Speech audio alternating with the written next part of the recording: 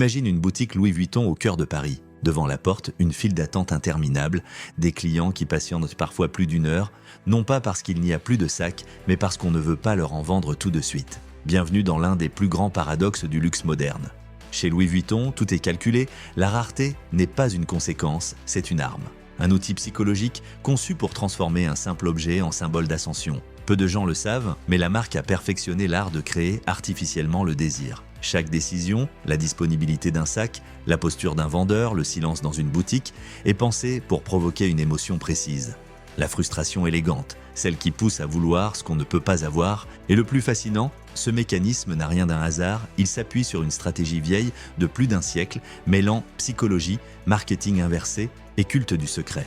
Dans cette vidéo, on va plonger dans les coulisses de cette manipulation raffinée. Comment Louis Vuitton transforme l'attente en obsession, le manque en prestige et le refus en désir. Reste bien jusqu'à la fin car tu découvriras le secret ultime que même certains employés de la marque ignorent. Chez Louis Vuitton, tout commence par un mot que peu d'entreprises osent de prononcer. Non. Un nom poli, élégant, souvent accompagné d'un sourire discret. Mais un nom quand même, car dans le luxe, vendre n'est pas le but. Du moins, pas tout de suite. Vuitton ne cherche pas à convaincre un client. Il cherche à le frustrer, à lui faire ressentir ce délicieux sentiment d'exclusivité qui naît du manque. C'est le paradoxe absolu du luxe. Plus une marque refuse, plus elle fascine. Quand une cliente demande un sac Neverfull et qu'on lui répond « Je suis désolé, ce modèle n'est pas disponible pour le moment », la magie opère. Son cerveau passe du « je veux l'acheter » à « je dois absolument l'avoir ». Ce mécanisme s'appelle la psychologie de la rareté.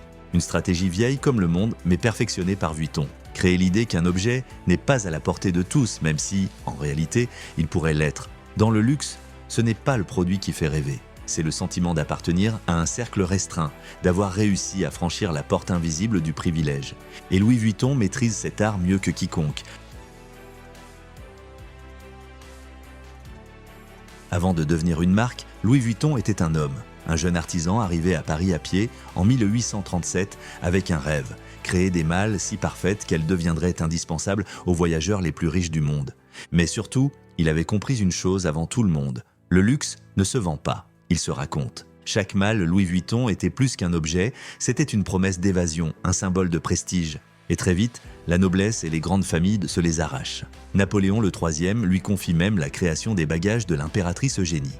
C'est là que naît la légende. Louis Vuitton ne cherchait pas à produire beaucoup, il voulait produire mieux que tous les autres. Et en limitant volontairement l'accès à ses créations, il a posé les bases de ce que deviendra plus tard le marketing de la rareté. 1 siècle et demi plus tard, cette idée n'a pas changé. Simplement, elle est devenue une science. Et Vuitton continue d'utiliser ce mythe d'origine comme une arme psychologique pour justifier chaque refus, chaque attente, chaque sac introuvable. Si tu découvres cette face cachée du luxe, pense à t'abonner et à liker cette vidéo. Ça m'aide à te révéler encore plus de secrets que les marques préfèrent te garder dans l'ombre.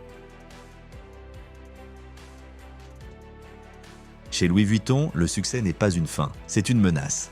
Car dans le luxe, trop vendre, c'est mourir. À chaque fois qu'un produit devient trop accessible, il perd ce qui le rend désirable, son exclusivité. Alors, Vuitton a inventé un concept redoutable, la rareté programmée. Même si les ateliers de la marque peuvent de produire des milliers de sacs, seuls quelques exemplaires sont réellement mis sur le marché à un instant T.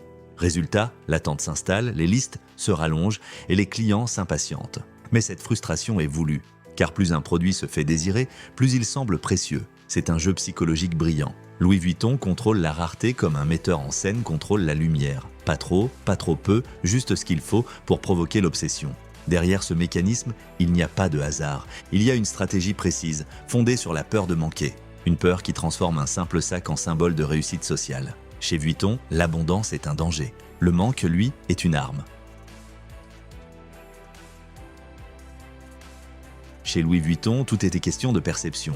Ce que d'autres marques considèrent comme une perte de vente, Vuitton le transforme en expérience émotionnelle. Quand un vendeur dit « non » à un client, ce n'est pas un rejet, c'est une mise à l'épreuve, un test d'appartenance. Ce simple mot « non » change la relation.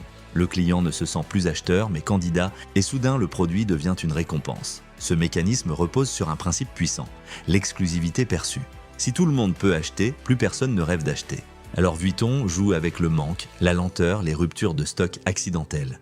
Et quand enfin le client obtient son sac, il n'a pas seulement acheté un objet, il a gagné un statut, celui d'avoir été choisi. C'est une inversion totale des rôles. Dans la plupart des commerces, le client a le pouvoir. Chez Louis Vuitton, c'est la marque qui décide. Et ce déséquilibre soigneusement orchestré, c'est lui qui crée la magie.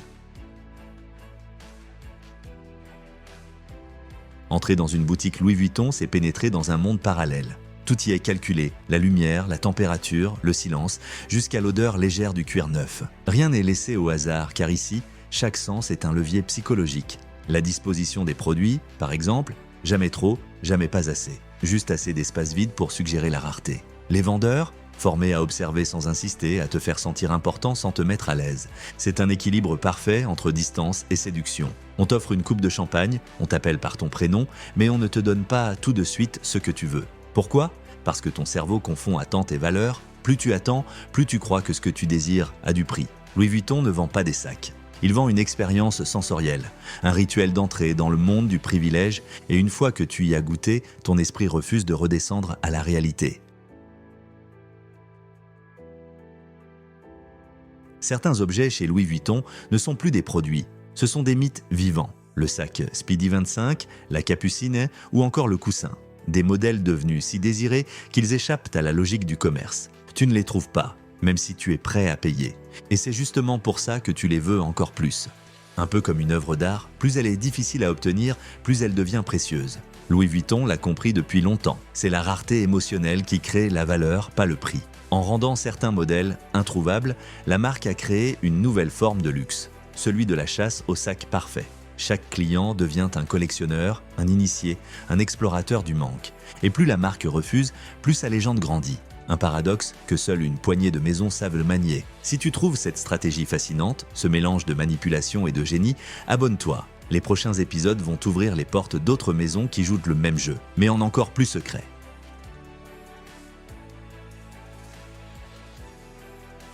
Louis Vuitton ne vend pas du cuir, ni même de la mode. Il vend une émotion. Un récit soigneusement tissé, chapitre après chapitre, collection après collection. Chaque campagne publicitaire, chaque film, chaque défilé raconte la même histoire, celle d'un voyage. Un voyage à travers le temps, le monde et les rêves. Quand tu regardes une campagne Vuitton, tu ne vois pas une femme avec un sac. Tu vois une héroïne libre, élégante, qui semble appartenir à un autre univers. Et ton cerveau fait le reste. Il associe la marque à la réussite, à la liberté, à la beauté intemporelle. C'est le pouvoir du storytelling. Un levier bien plus fort que le simple marketing, car il agit sur ton imaginaire, pas sur ta raison. Il fait naître le désir sans que tu t'en rendes compte. Chez Louis Vuitton, tout est construit autour de cette idée. Tu n'achètes pas un objet, tu achètes une histoire à raconter. Et dans un monde saturé de produits, c'est cette histoire qui fait toute la différence. Louis Vuitton a transformé le rêve en produit et le produit en mythe.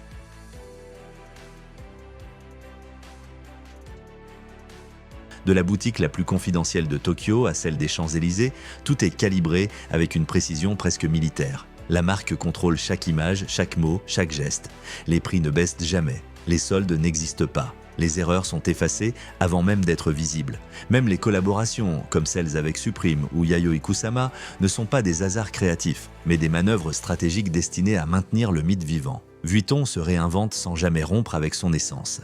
Et derrière cette perfection apparente, il y a un principe simple, le contrôle du désir. Rien n'est laissé à la spontanéité. Chaque campagne, chaque produit, chaque rupture de stock est une note dans une symphonie millimétrée dont le but est de te faire attendre et désirer plus.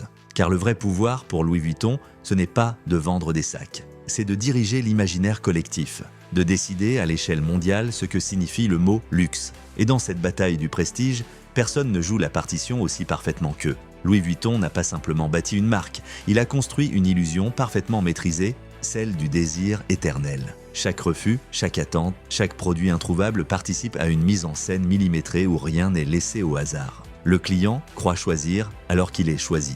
Il croit acheter un sac, mais il achète une appartenance. Ce que Vuitton a compris mieux que quiconque, c'est que le luxe n'a de valeur que parce qu'il n'appartient pas à tous. Et tant que ce sentiment d'inaccessibilité persistera, le rêve continuera. Dans un monde saturé d'objets, Louis Vuitton ne vend pas des choses, il vend du manque, de la rareté, du fantasme. Il orchestre le désir comme un chef d'orchestre dirige le silence entre deux notes. C'est ce silence, cet espace vide entre toi et ce que tu veux qui fait toute la magie. Et tant qu'il existera, Louis Vuitton restera intouchable. Non pas parce qu'il fabrique les plus beaux sacs, mais parce qu'il fabrique ce que l'argent ne peut pas acheter. Le sentiment de privilège,